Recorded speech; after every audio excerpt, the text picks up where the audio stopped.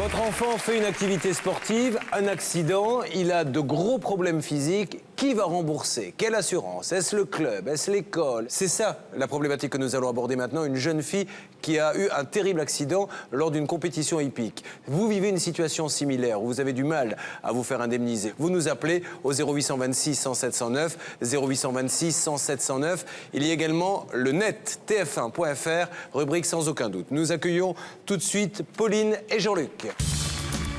Dans cette affaire, Pauline est accompagnée de son père Jean-Luc.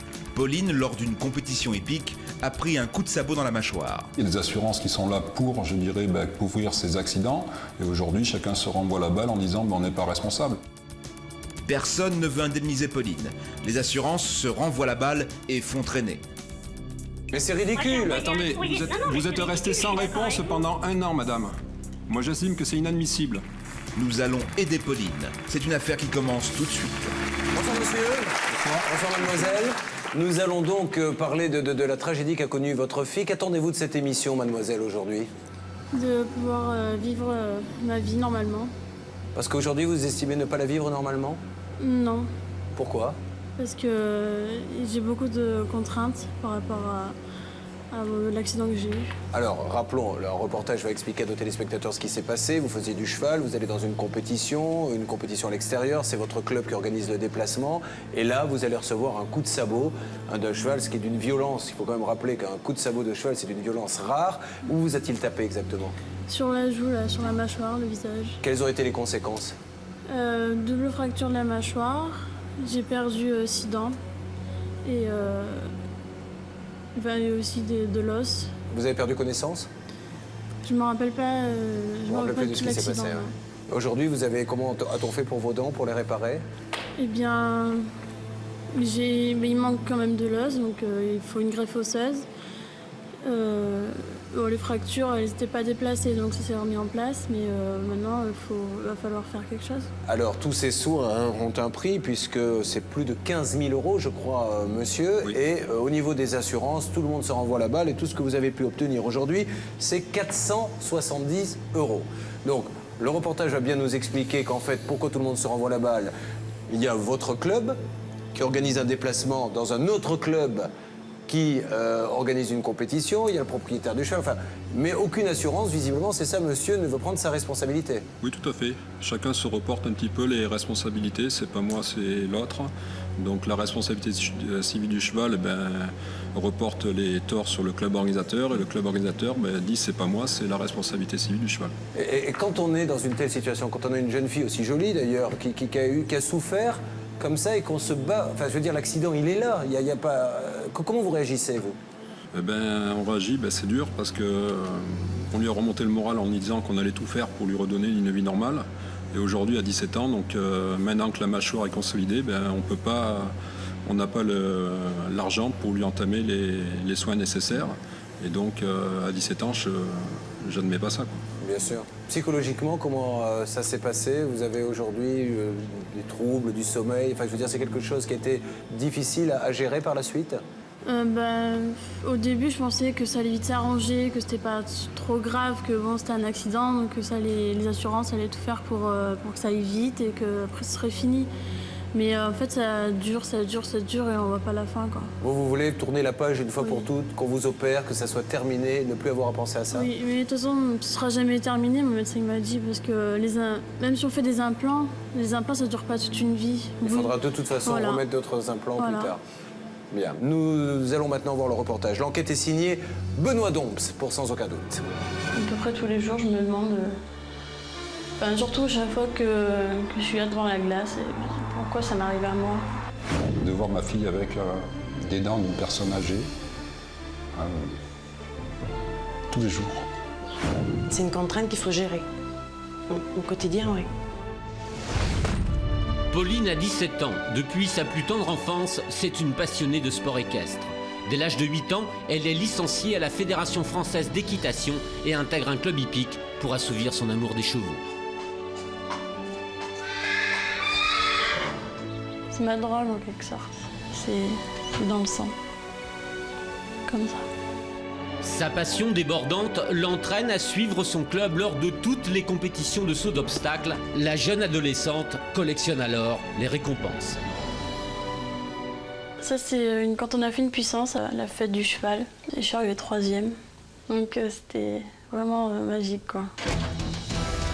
Nous sommes le 1er juillet 2004. Pauline accompagne son club lors d'une compétition. Cette fois-ci, elle n'est pas là pour concourir, mais pour aider ses amis à préparer leurs chevaux pour l'épreuve. Il fait extrêmement chaud et Guillaume, le moniteur de Pauline, doit rafraîchir sa jument. La jeune fille est à ses côtés. Sans raison apparente, la jument s'emballe et décoche un violent coup de sabot dans le visage de l'adolescente qui s'effondre. En fait, je me rappelais de rien quand je me suis réveillée, donc je sais pas, je pensais que j'allais faire un malaise ou quelque chose comme ça, et je sais pas, j'ai dû essayer de me relever et tout le monde était là, non, non, non, bouge pas, bouge pas, bouge pas, et après, en fait, vu que j'avais la main sous ma tête, quand j'ai tendu la main pour faire je sais plus quoi d'ailleurs, j'ai vu ma main qui était pleine de sang, quoi. Prise en charge par les pompiers, Pauline est transportée d'urgence à l'hôpital. Direction le bloc opératoire. La réaction du chirurgien en voyant Pauline défigurée en dit long sur la gravité de l'accident. À l'hôpital, oui, je me suis demandé, surtout quand on a vu la tête du chirurgien, quand il a vu les radios, je me suis dit comment je vais me retrouver, comment je vais sortir de là, quoi. En voyant les radios, quand il fait les grands yeux, qu'il fait une grimace, ça rassure pas forcément. Les parents de Pauline ne sont pas encore au courant. Myriam, la mère de l'adolescente, est la première à apprendre la nouvelle. Oui, allô?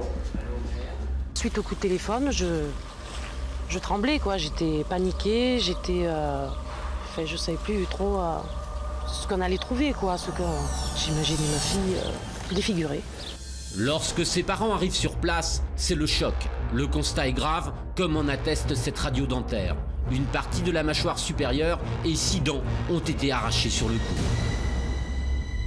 Lorsque j'ai vu sa bouche en sang, ouverte au niveau de la lèvre inférieure, les dents, on ne voyait plus les dents. Enfin, il y avait des morceaux un peu de partout, dans la bouche, dans le palais. Enfin, c'était... Et puis elle avait la marque du fer aussi encore au niveau du visage. Et c'est vrai que on se demandait ce qui allait se passer, quoi. Désormais, Pauline doit apprendre à vivre avec un appareil dentaire. Mâcher le moindre aliment pose problème. Tous les jours, après chaque repas, elle reproduit les mêmes gestes pour nettoyer son dentier. Ce n'est pas facile à accepter. Je ne me vois pas vivre 10 ans avec un appareil dentaire comme ça, quoi. Pas du tout. Moi, là, je me pose plein de questions que je ne me posais pas avant pour manger ou quoi. Pour savoir comment je vais faire pour le manger. Les sandwichs ou des trucs comme ça, je peux pas trop croquer dedans. Les chewing-gums, quand on me propose, je suis obligée de refuser. Des trucs qui collent et des trucs comme ça, je peux pas en manger. Pour Pauline et ses parents, c'est une longue bataille juridique contre les assurances qui commence. Jean-Luc, le père de Pauline, va alors tout tenter pour que sa fille retrouve son sourire. On fera tout, je dirais, pour pouvoir redonner des dents à Pauline. Maintenant, je dirais que c'est financièrement, si on doit se priver, on le fera. Mais je trouve pas ça normal vis-à-vis de l'accident. C'est une impuissance que l'on a face, je dirais, aux compagnies d'assurance. Les compagnies d'assurance qui n'arrivent pas à comprendre le quotidien que l'on vit tous les jours. Jean-Luc, dans un premier temps, se rapproche de l'assurance de la Fédération française d'équitation de sa fille. Mais le plafond maximum d'indemnisation est fixé à 470 €, alors que les soins chirurgicaux dont a besoin Pauline sont évalués à plus de 15 000 €. Pour défendre ses intérêts et ceux de sa fille, Jean-Luc contacte alors son assurance personnelle qui lui conseille de prendre contact avec un avocat. Il y a des assurances qui sont là pour, je dirais, couvrir ces accidents. Et aujourd'hui, chacun se renvoie la balle en disant on n'est pas responsable. De son côté, l'assurance du propriétaire du cheval refuse de reconnaître ses responsabilités et rejette la faute sur l'assurance du club organisateur. Mais cette dernière rétorque que l'accident s'est produit en dehors de la compétition et que par conséquent, c'est à l'assurance du propriétaire du cheval de prendre en charge l'accident. Pour Jean-Luc, la situation financière devient particulièrement préoccupante. C'est dur et c'est long parce qu'on attend chaque fois les décisions et puis le jour où la décision arrive, elle est souvent négative et je ferai tout pour pouvoir arriver à trouver, est-ce que les assurances puissent, je dirais, reconnaître qu'elles sont coupables.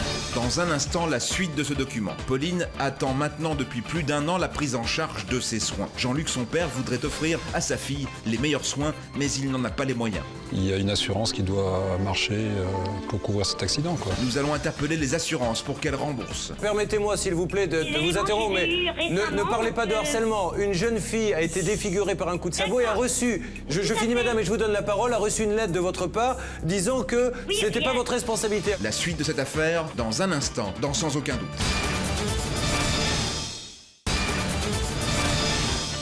Il y a quelques instants, nous vous racontions l'histoire de Pauline, gravement blessée par un cheval lors d'une compétition. Le drame s'est déroulé il y a plus d'1 an. Pourtant, aucune assurance ne l'a encore remboursée. Son père se bat pour offrir à sa fille des soins indispensables. Voici la suite de notre document. C'est dur et c'est long parce qu'on attend chaque fois les décisions et puis le jour où la décision arrive, elle est souvent négative et je ferai tout pour pouvoir arriver à trouver, est-ce que les assurances puissent, je dirais, reconnaître qu'elles sont coupables.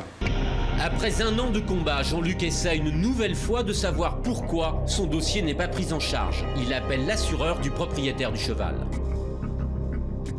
Ça fait 1 an, le dossier, je dirais, il n'a pas pour longtemps le ressortir. Donnez-moi les raisons pour lesquelles vous êtes resté sans suite à ce dossier. D'accord, je revois le dossier, je vous tiens au courant. Non, mais moi je voudrais avoir une réponse quand même rapidement là. Oui, rapidement. Attendez, rapidement, ça fait 1 an quand même que ça traîne. Hein. Oui, d'accord, mais on est mercredi, je n'aurai pas mon dossier aujourd'hui, donc je ne pourrai pas vous donner la réponse aujourd'hui, donc je vous dis, je vous donnerai dans la semaine. Nouvelle déception. Jean-Luc tente sa chance du côté de l'assurance du club organisateur de la compétition. Moi, je vous invite aussi à faire une procédure judiciaire, de toute façon. Jean-Luc se retrouve une nouvelle fois dans l'impasse. Tout semble le conduire vers une procédure judiciaire longue et coûteuse. Je suis déterminé à aller jusqu'au bout parce que j'estime que les assurances sont là pour couvrir les accidents et que il y a une assurance qui doit marcher pour couvrir cet accident, quoi. Je dirais, les personnes étaient assurées, donc je ne vois pas pour quelle raison l'assurance trouverait un prétexte pour ne pas régler cet accident, quoi. Aujourd'hui, à 17 ans, la jeune femme continue encore et toujours de monter à cheval. Mais elle est en attente d'une greffe osseuse et de la pose de nouveaux implants dentaires. Faute d'argent, ça n'a pas encore été fait. L'enquête est menée par notre journaliste Benoît Donx. Ce qu'on ne comprend pas dans ce dossier, c'est que pour nous, sur ce que vous nous exposez, ce que nous avons vérifié, tout coule de source. Ce cheval appartient à votre club qui, je vous le rappelle, a organisé un déplacement avec plusieurs licenciés pour aller faire un concours dans un 2e club. Donc le cheval appartient au club, c'est le club qui organise la sortie. Je ne vois pas pourquoi l'assurance du club pourrait nier sa responsabilité. Moi non plus, je ne comprends pas, justement, c'est un petit peu, je dirais, la surprise. Quel est l'argument qu'on vous donne ? Les premiers arguments dans la déclaration qui avait été faite, c'est que j'ai spécifié que ma fille était spectatrice, puisque c'est pas elle qui était sur le cheval, elle ne s'en occupait pas, donc elle était pour moi un petit peu, je dirais, en retrait spectatrice. Donc déjà, le premier reproche qui m'a été fait, c'est le fait qu'elle était spectatrice.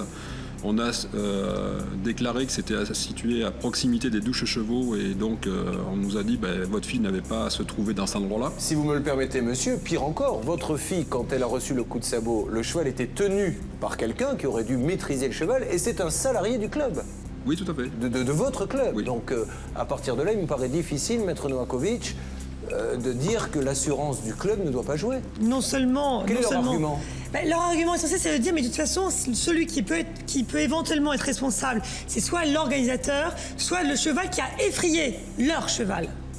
Donc c'est scandaleux, dans la mesure où je crois qu'il faut leur rappeler un article qui est essentiel, c'est l'article 1385 du Code civil, qui dit que celui qui est propriétaire d'un animal ou celui qui s'en sert est responsable du dommage qu'il a causé. Même si le cheval, effectivement, s'est égaré, même s'il ne l'a pas maîtrisé, il est responsable. Donc je crois qu'il faut les rappeler à l'ordre et appeler tout de suite l'assurance du propriétaire. Non mais ce qui est incroyable surtout, que si on part du principe que la responsabilité vient d'un autre cheval qui a effrayer le cheval en question. Ça veut dire qu'après, on va chercher le propriétaire de ce cheval-là qui dira que c'est le club et puis ça peut remonter, on peut faire le tour de la France. Et c'est pour ça qu'on arrive à des procès qui durent des années et les gens sont perdus, sont dans des états désespérés et renoncent à leur procédure. Avant d'aller plus loin et de donner quelques coups de fil, nous allons donner la parole à Benoît Doms, notre journaliste qui se trouve au centre des appels téléphoniques de l'émission Sans aucun doute. Benoît, m'entendez-vous? Oui, bonjour Julien, je vous entends. Alors Benoît, il y a quand même eu un petit rebondissement, c'est-à-dire que depuis votre passage là-bas, les positions semblent évoluer.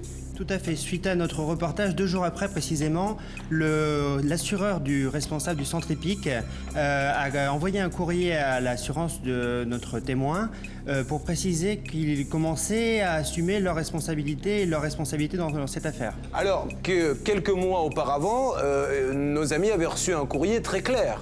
Tout à fait, tout à fait. Le courrier était simple, il renvoyait la balle, comme on dit, directement vers le club organisateur. Et donc pour l'instant, nos témoins étaient en attente de tout ça. Hein. Bon, donc il ne nous reste plus qu'à appeler maintenant peut-être le club pour commencer ou l'assurance du club pour essayer de savoir là-dedans ce qui bloque. Est-ce que malgré tout, Maître Novakovic, une fois, admettons que l'assurance du club nous dit on est d'accord, il va falloir estimer le préjudice. Est-ce qu'on va partir là dans des expertises? Alors dans tous les cas, même dans le cas d'une expertise amiable, il faut absolument passer par un expert désigné par l'assurance avec votre propre médecin traitant qui sera présent et un rapport d'expertise amiable sera déposé.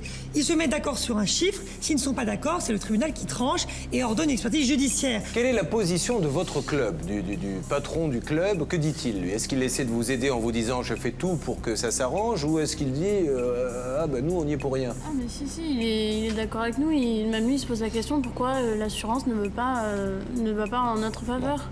D'accord.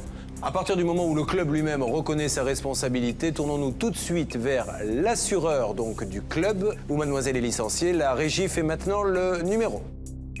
Notre premier objectif, l'assurance du club hippique dans lequel s'est déroulé l'accident. Julien Courbet veut savoir où en est le dossier. Alors qu'est-ce qui va se passer exactement?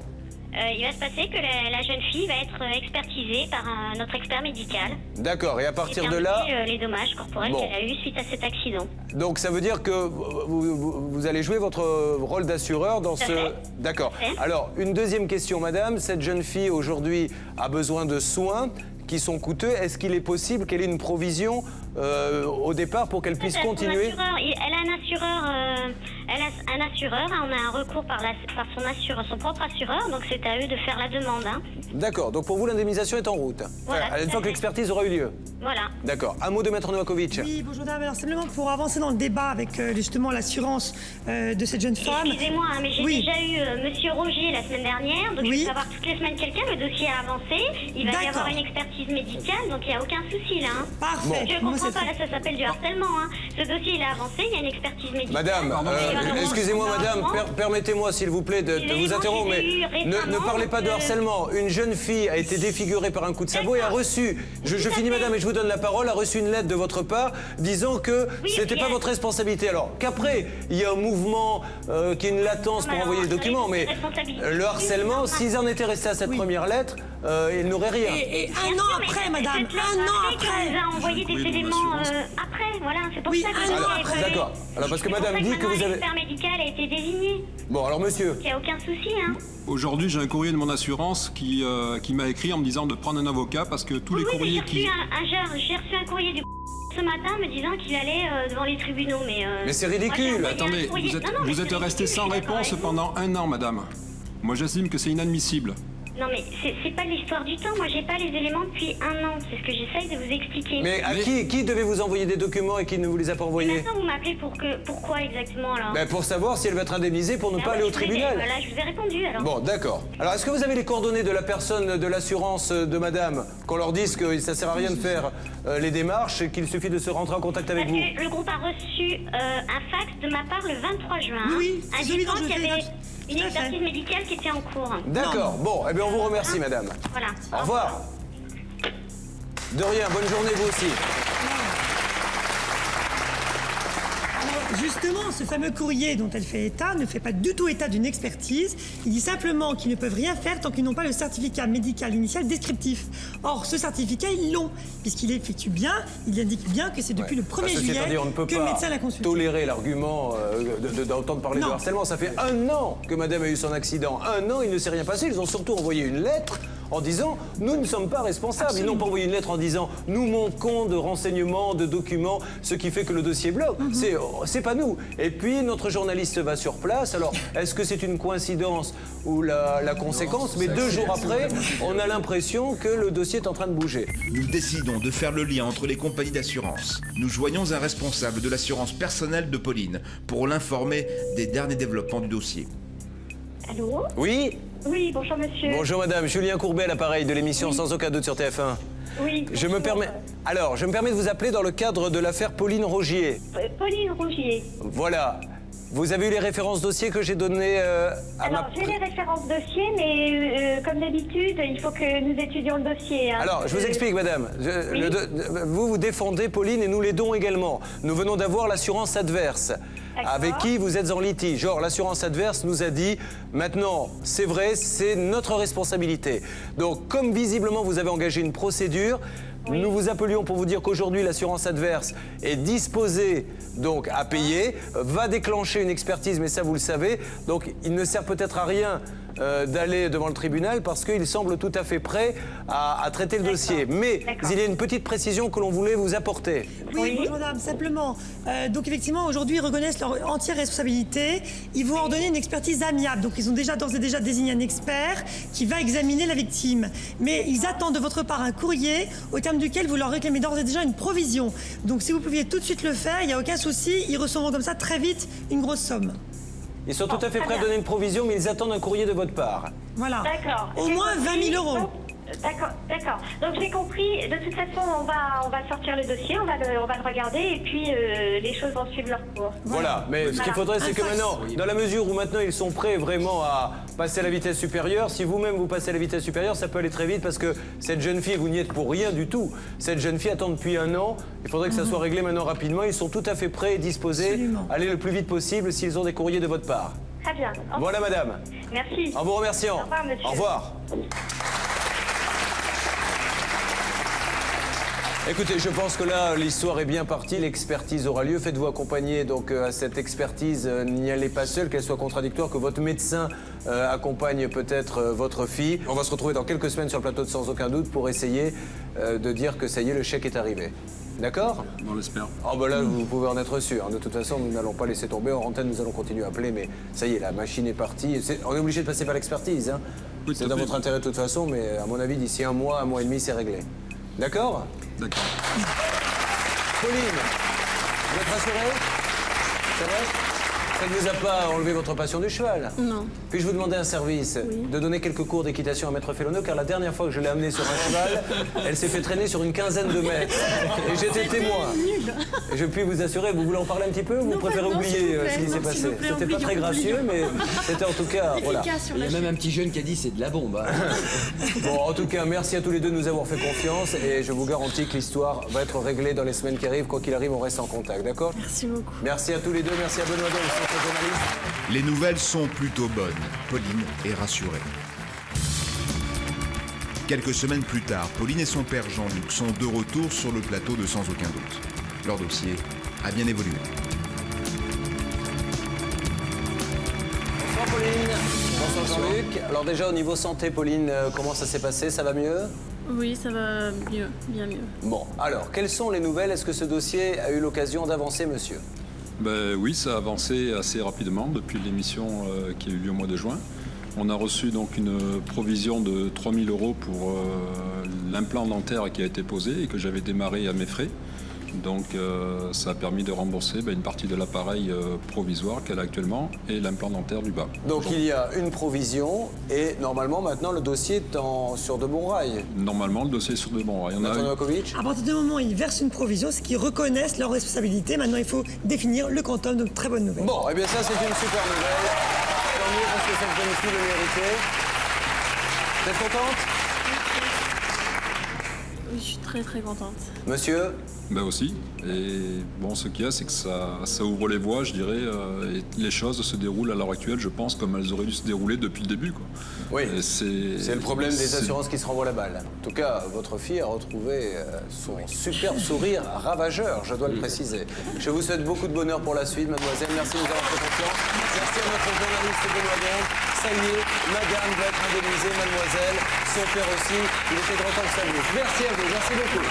Bon retour. Nous sommes satisfaits de l'issue de ce dossier qui nous tenait particulièrement à cœur. Pauline va enfin pouvoir bénéficier des soins qu'elle mérite et qu'elle a tant attendu. Jean-Luc, son père, va désormais pouvoir offrir à sa fille la meilleure chirurgie. L'affaire a traîné pendant 1 an et on est resté, je dirais, bloqué complètement. Et soudainement, après l'intervention, les choses se sont accélérées et débloquées entièrement.